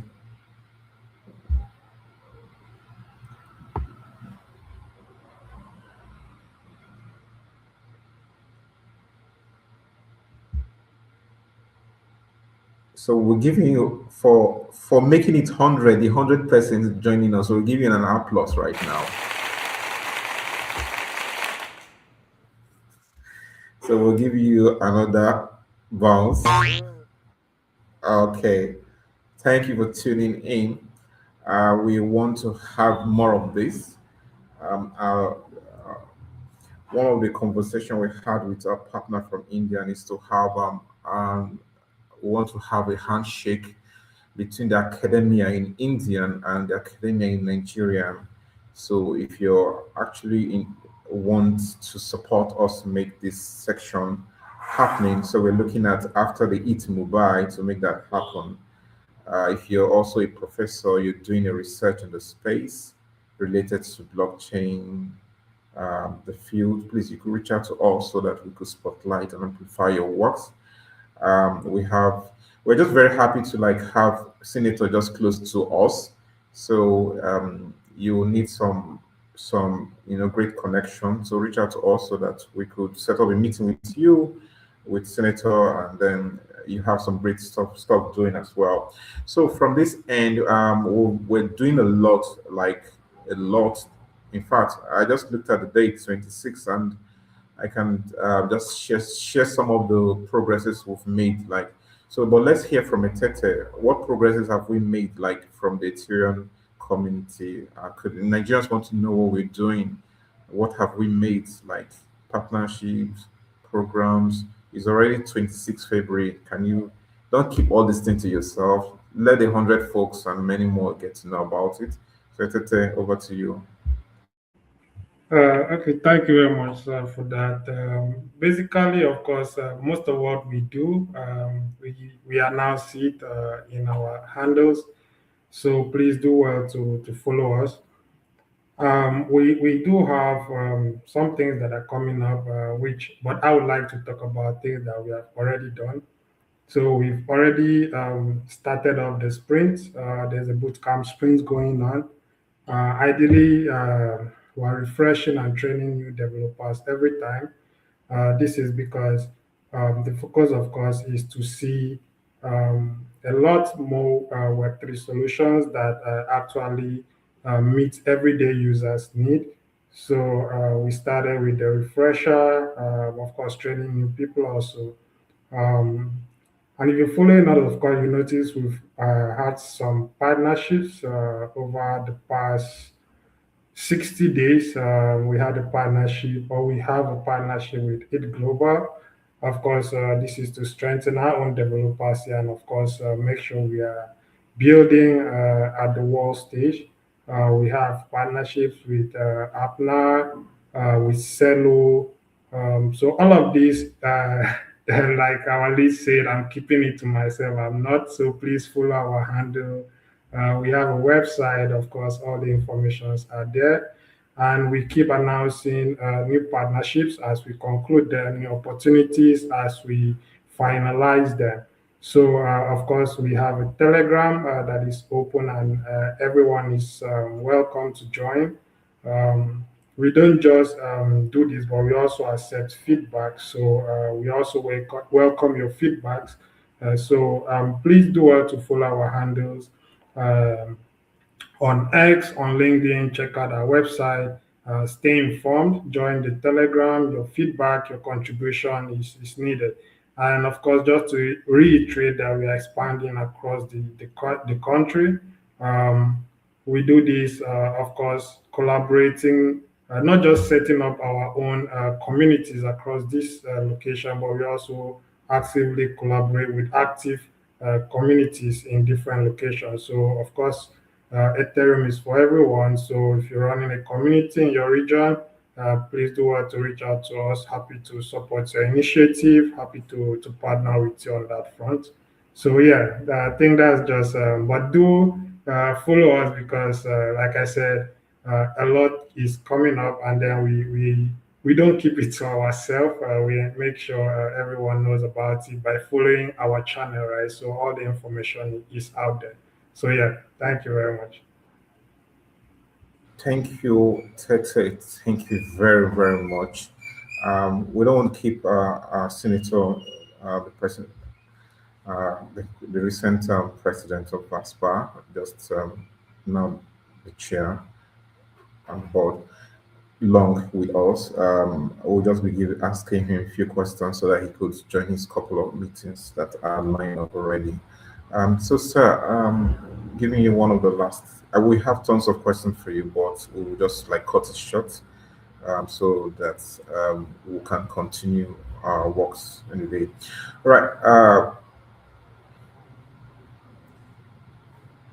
Building inclusively, you have been there. You chaired the CBAN, you now chair the VASP, and now you now uh, hand over what is the next thing for you? What are we expecting? Okay, that's led me to this question now. Building inclusively also means building legally safe environment. So how is Vastra contributing to this in 2026? That's one. Then two, as a community, it's Nigeria, Ethereum Nigeria. How do we better advocate ourselves before the government? That's two. So I think that about three questions. Thank you very much. In terms of inclusivity, that is very important. As a matter of fact, it's more important than some of us understand it to be. When it comes to any emerging technology space, such as blockchain applications in the financial industry, for example, you will find that there is a question of whether uh, there is a principle of inclusivity being applied or not. For instance, we did a study of sandboxes across Africa, South Africa, Kenya, Nigeria, Ghana, and we found out one thing. We found out that early on, all of these sandboxes were very cautious around about including in a sandbox crypto related innovations. So they would pick from the general digital innovation space and try to exclude anything that has to do with crypto, especially also stablecoin related stuff, because that is suggesting that you're about to deal with something that could be used as a medium of exchange or store of value or units of account or what have you, more or less a currency. So that already tells you that there is an unwritten exclusionary principle going on. And if that happens for a long time, what you will find is that today's innovators who are trying to apply Ethereum for different use cases, especially for the purpose of enabling cheaper or faster payments and all that, or to ensure that they are able to build layer two ecosystems around Ethereum as a blockchain, you will find that they will struggle to even survive, much less compete. So if that's happening in that space, you could also find interesting what we have to deal with as policy advocates, whereby we find that while others outside of the virtual asset service provider space could submit transaction reports to FIUs. FIUs are financial intelligence units across the world. In Nigeria, it's called the Nigerian Financial Intelligence Unit, NFIU. In Ghana, it is the GFIU, and so on and so forth. We found in Nigeria, for example, that virtual asset service providers could not submit transaction reports as their counterparts did. Because why? They are involved in virtual assets, they're involved in Ethereum stuff, they're involved in crypto. So what we did was to try to engage the NFIU at the time to ensure that there will be inclusivity. And thankfully, after about 4 months of engagements across NFIU and SEC corridors in Nigeria, the NFIU decided to include virtual asset service providers as one of the financial entities that will be making reports to the NFIU. What that means is that you do not need to have an SEC license or a CBN license for you to be able to open or create an account with the NFIU to submit transaction reports. You see what I mean? So that's just me trying to show you practically what it means to be excluded.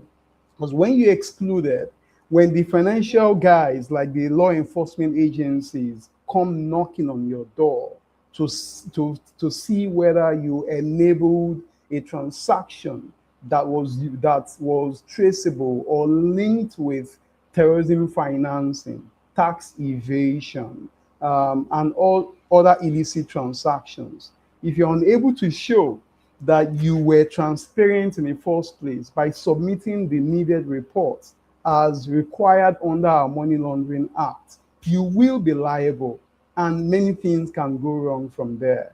From innovating, you'll find yourself perhaps trying to get out of possibly ending up behind bars just because you didn't know or you didn't understand the far-reaching implications or consequences of not following through with some of these compliance requirements. So that's that.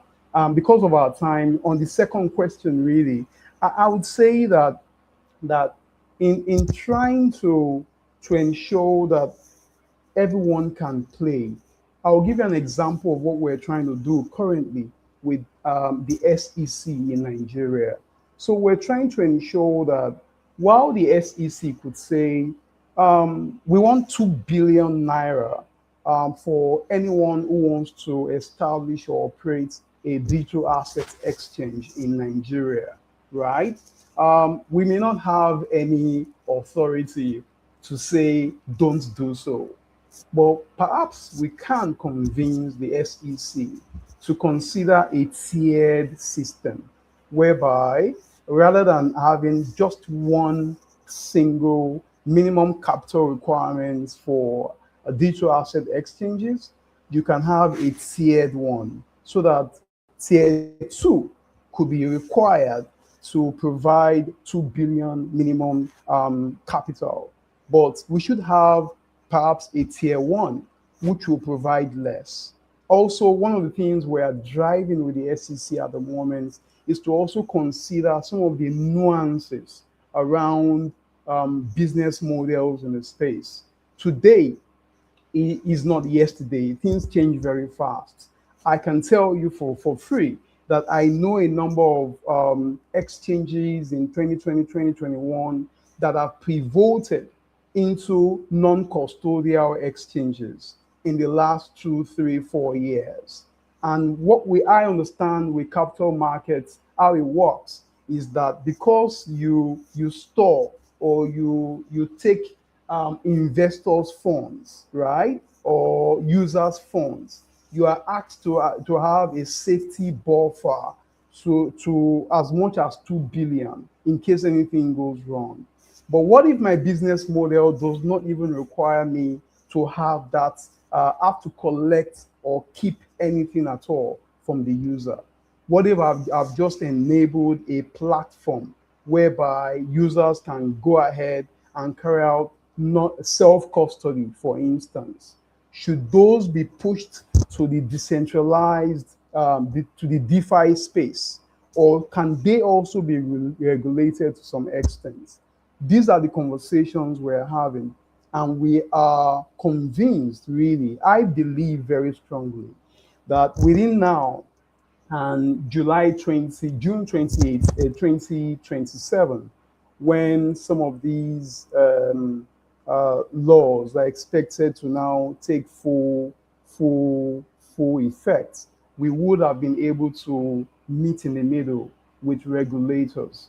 This is me not talking as a politician, but me talking as one of you to say that we are working collaboratively with people such as you guys to ensure that governments understand exactly what this is about, and they are able to know exactly how to come in, leverage this to create jobs, leverage this to have revenue, but please also leverage this in a manner that indigenous innovators can also compete with their global counterparts anywhere in the world in the future. Maybe not immediately, but at least in the future. Thank you.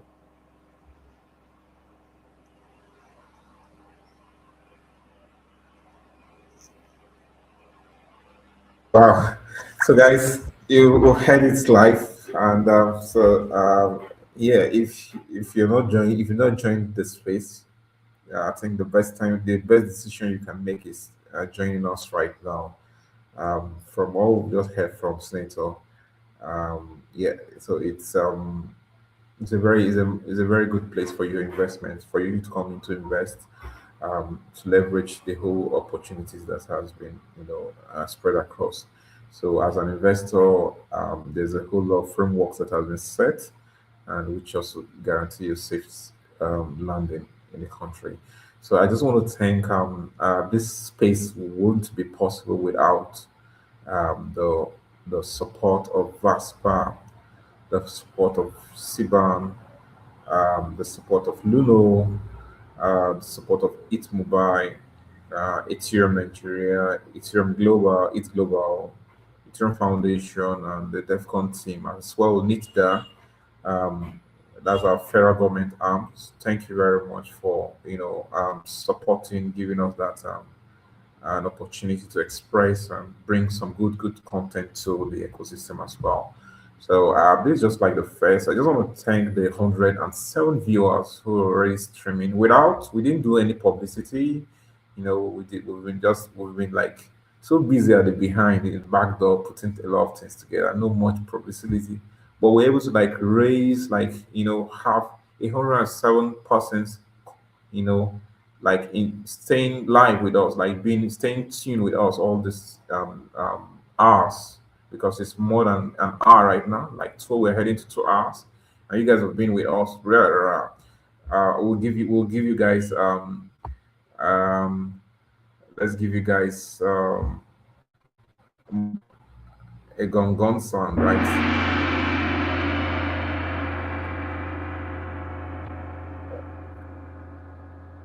Okay, so I think give you guys another plus again. So thank you guys for tuning in. We'll be making this happen. Um, we'll be consistent with it. So if you have a business and you want your business to be shown, across the region, so you reach out to us for sponsorship and on a virtual level. So we want to be bringing more of senator on the space. We're on different segment. We talked about the NFIU. I was privileged to have a meeting with the chairman, that's the DJ himself, and we had a very good. We had a picture with him as well. So we're very happy to as well have him and Senator on the space live in one of these days. But all the same, just follow us on our X handle, like 107 viewers. Follow us on our X handle right now so that you don't miss up. Just follow us right now so you don't miss up right now. Thank you for staying tuned with us. We're very, very grateful. You'll be hearing more from our senior technical advisor, editor. You'll be hearing more from DeFi as well. And yeah, so we're already having like, let's go back to the class. We're having a boot camp ongoing right now. So we're having a class in the next 1 hour, so less than 1 hour. So we should be back to class. So thank you, and I just want to appreciate our friends from Mumbai. Yeah, you guys have done very great work. Chadrish, you're so wonderful for co-hosting this. Being as well. Yeah, so let's do much more.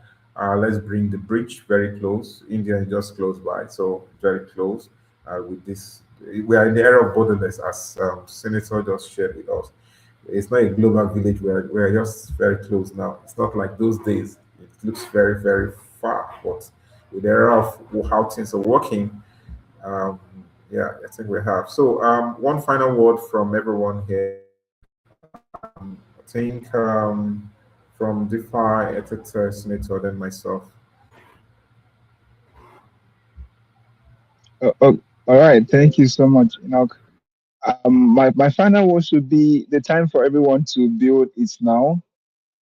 We are evolving from being local communities to contributing to the global picture and the global, blueprints of the infinite garden, as I would love to iterate over and over again. So there's a place for everyone, whether you're a farmer, you're a business person, you're a trader, you're a makeup artist, you're a shoe cobbler, you're a student, you're an artist, you're a developer. There's a place for everyone in the Infinite Garden. You just need to identify where you can contribute value and you receive value back in multiple folds. So there's a place for everyone to contribute.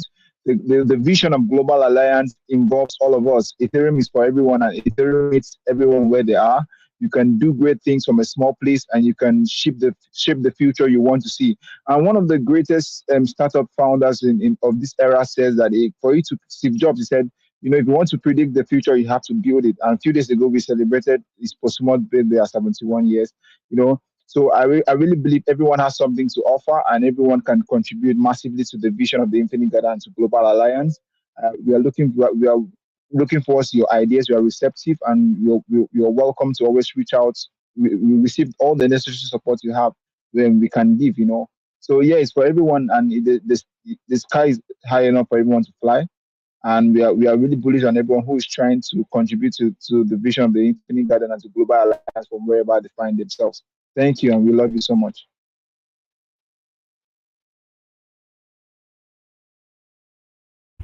Okay, so my final word is keep building, guys. Of course, I want to, personally appreciate Senator himself for being here. It's always a pleasure to hear Senator speak, and every time he speaks, trust me, there's always something new to learn.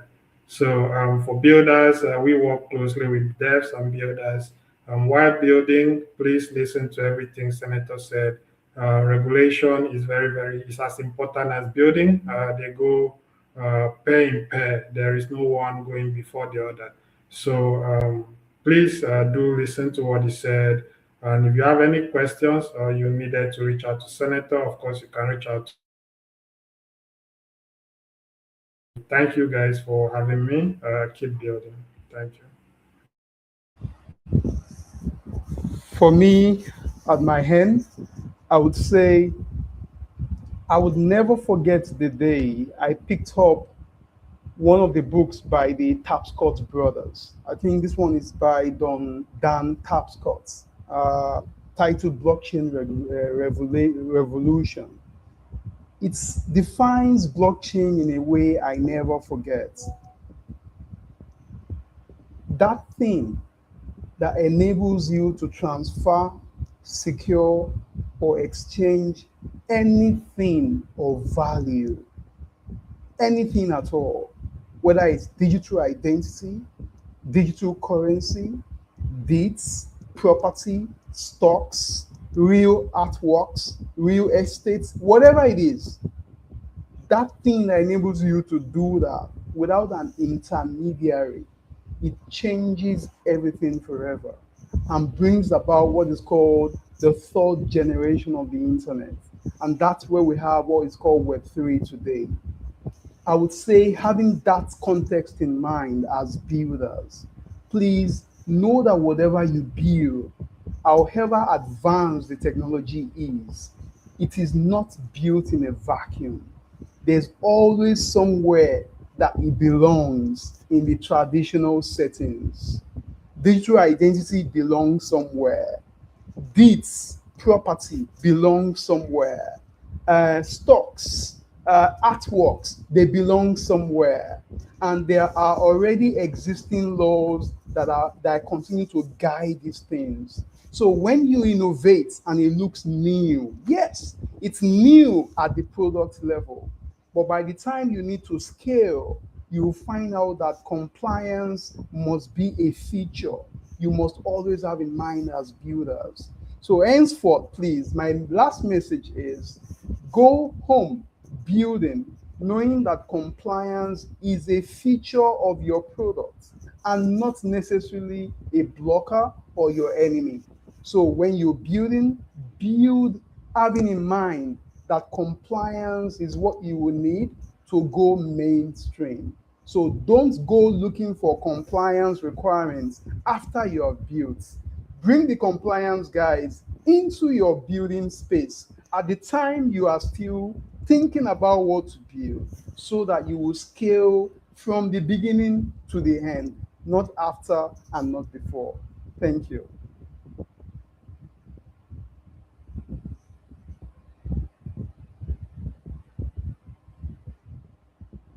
Okay, guys. What else to add to this? You've heard it all. Let's just go and digest what we've learned. I don't need to add anything again. So compliance is here, and innovations succeed with compliance. So we just need to cooperate to make this happen. For investors, we thank you for looking up to this end. We have tons of brilliant Africans, Nigerians, you know, who are kind of like prepared for to promote your works, your business across this show. So if you invest in the continent, you just have to like um, you know have a footprint in Nigeria. So when you talk about Nigeria, you talk about amazing talent, and so we're happy to like be a bridge to that. We have other bridges, so we're happy to like support to lead in that conversation. So while we are talking about that, I'm going to let you inform our viewers about this. If you can see on the screen, it's called Anticipate It Lagos. So that's coming soon. So we're looking at the month of July. So if you're a sponsor, your partner, you could reach out to us for this um, collaborations.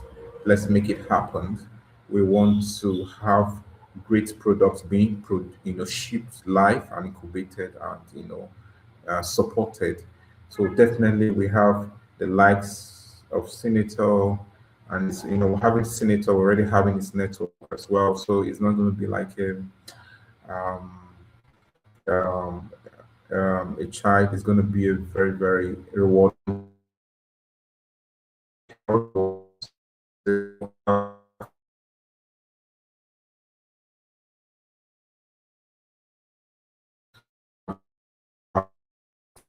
to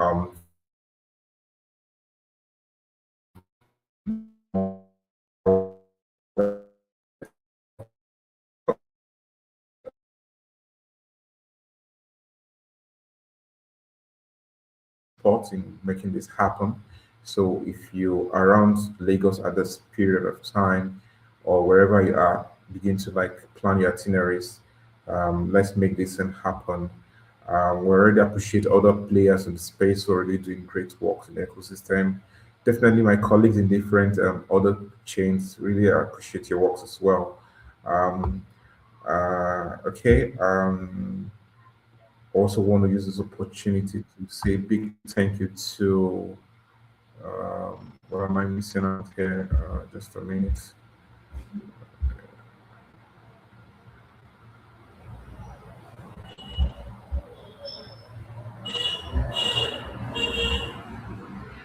Okay.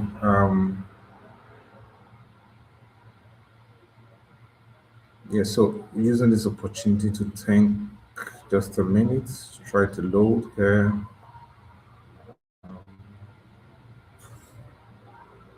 So everyone who has made this happen, I think we're already 117 viewers. Wow, let's not end the stream, but we just have to end it and then prepare for a better another opportunity. So thank you very much, Sir Senator Etete Defa. You guys are great, and CBAN President Mr. Miller. Thank you for joining us, and our friend, um, the CEO of Luno. Thank you very much, and my friend Chadrish. Is it showing on the screen now? Okay, so just a minute. Okay, so yeah, so Chadrish, the core contributor for East Mobile, thank you very much. Vinny as well. Who am I missing? Yeah, so everyone who has been part of this, and thank you. We'll be ending this in less than 30 seconds. So let's continue the conversation on the X handle. Follow us on X handle. Drop your questions. Join our Telegram group. Um, our site will be live any moment from now. We'll be making some updates on push. And then, yeah, let's have some fun.